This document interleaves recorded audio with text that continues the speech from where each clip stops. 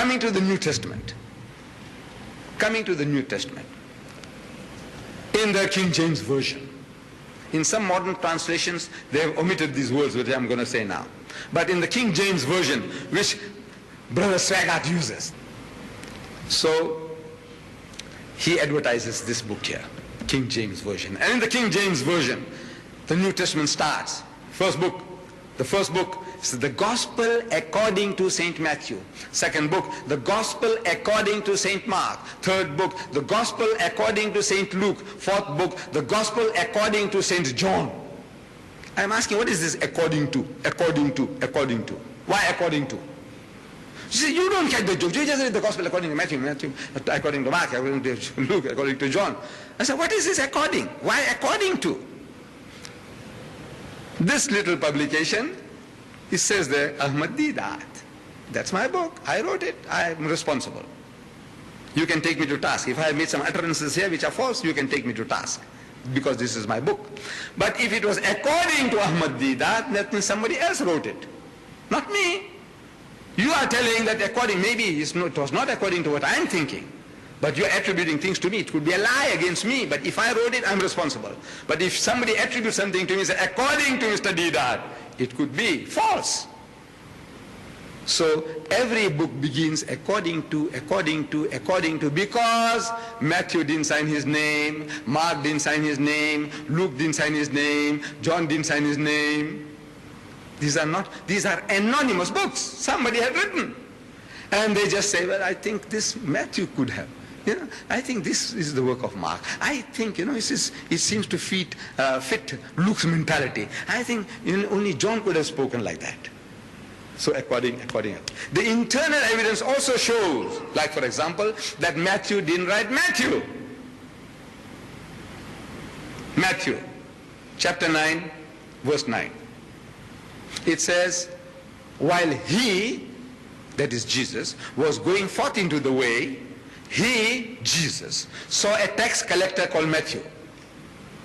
And he, Jesus, came up to him, Matthew, and said unto him, Matthew, follow me, Jesus. And he, Matthew, followed him, Jesus. I'm asking, did Jesus write that? Did Matthew write that? If Matthew wrote it, he said, while he was going forth into the way, he saw me collecting taxes at the tax collector's table. And he came up to me and said unto me, follow me, and I followed him. That's Matthew talking. But this is somebody writing in the third person. See, not the words of Jesus, not the words of Matthew. And one of the leading lights of the Christian world, J.B. Phillips, an Anglican, a prebendary of the Chichester Cathedral in England, he translated the Gospels, the New Testament, into modern English. See, most of this English here is archaic, old-fashioned. Thee and thou and thine. So he brought it down to this ordinary, usual level, colloquial level. The Gospels into modern English. And in his preface to the Gospel, he says, early tradition ascribed this Gospel to the Apostle Matthew. That's what people said, that Matthew wrote the book. But scholars nowadays almost all reject the view. Who scholars? Muslim scholars? Jewish scholars? Hindu scholars? No. Christian scholars. Christian scholars of the highest eminence. They say that Matthew didn't write Matthew. Say the author, whom we may still conveniently call Matthew. Conveniently. Because instead of saying the first book of the New Testament, chapter 9, verse 9, the first book of the New Testament, chapter 5, verse 17, wasting my breath, wasting time in writing, wasting space, ink. He says, no. So I said Matthew 9, 9. I said Matthew 5, 17. Conveniently, I'm using the name, the term. He said the author, whom we may still conveniently call Matthew, has plainly drawn on the mysterious Q. Now this Q is in inverted commas. It stands for the German word Quella, means sources, some mysterious sources, which might have been a collection of oral traditions. He has used Mark's gospel freely. This man, who's supposed to be Matthew, has used Mark's gospel freely. In the language of the school teacher, he has been copying wholesale from Mark. In the language of the school teacher, he's copying wholesale from Mark. And Mark was a 10-year-old boy when Jesus walked this earth. Can you imagine an eyewitness, a ear witness, a companion of Jesus? He goes and copies a 10-year-old boy who wasn't there. Does it make sense to you? If it was Matthew, would you go and copy somebody else? And a child of 10? So therefore we know not only that it is not the word of God, but it is not even the words of Matthew. When I was a Bible-believing evangelical Christian, attending Moody Bible Institute, before I began my serious scholarship on the New Testament, before I began to read it in Greek, and before I saw what serious scholars of the world had to say about it, I was absolutely convinced that the Gospels not only contained eyewitness tradition, but that they were written by two eyewitnesses, Matthew and John, and by two people who were close companions to people who were eyewitnesses, Mark and Luke. Intense research has a way of changing your mind about things. But I don't want you to think that this is a reason for you not to use your brain. Even if you are the most hardcore, Bible-believing evangelical on the planet, you surely think that God gave you a brain. Use your brain. Craig and I will agree on this. God gave you a brain to think with. Apply reason. That's why God made you a human being instead of a slug.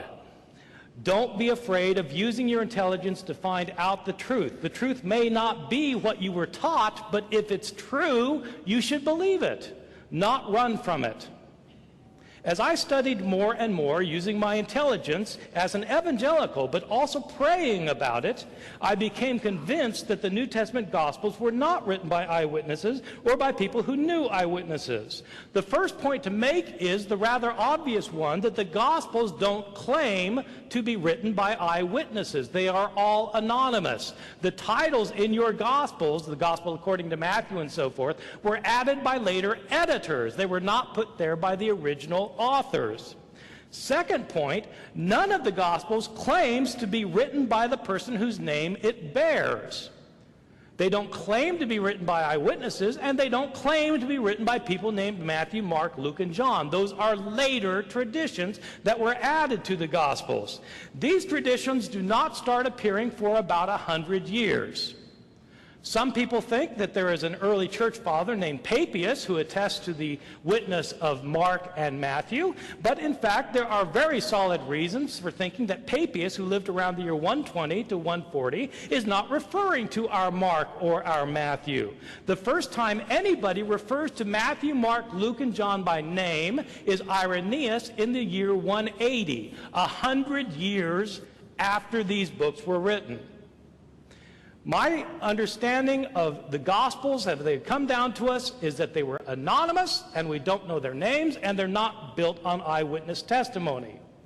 But the important point that I want to make is that even if the Gospels were written by eyewitnesses, or even if they did contain eyewitness accounts, that would not guarantee that they were accurate. Think about our legal system today. Are eyewitnesses always accurate in what they report? If so, why do we have trials that call in testimony more than one eyewitness? If eyewitnesses were always 100% accurate in what they report, we wouldn't need law courts. If we wanted to know what happened, we would simply ask somebody. Eyewitnesses do not always get all the information right, but even if they did, it wouldn't matter because the Gospels of the New Testament don't claim to be written by eyewitnesses, and in fact they were not written by eyewitnesses. The Gospel writers were living 40 to 50 to 60 years after Jesus died. They wrote the Gospels in Greek. Jesus' language was Aramaic.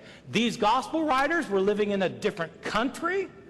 Decades later, where did they get their information from? They were not the followers of Jesus. They don't claim to be followers of Jesus, the disciples. They're written by later people, decades later, in a different language. Where did they get their information from? They heard stories about Jesus that had been in circulation year after year after year, decade after decade, down to the time that the gospel writers living in a different country, speaking a different language, heard the stories. What happens to oral stories when they are transmitted orally? They change. The gospel writers have discrepancies among themselves because the stories that were told and retold were changed over time, and the gospel writers themselves sometimes changed the stories. That's why there are discrepancies. That's why scholars might be able to tell you generally what Jesus was about. They can list 8 things that Jesus did, but they can't tell you the details and agree. Why can't scholars agree? Because there are so many discrepancies that the Gospels are not reliable.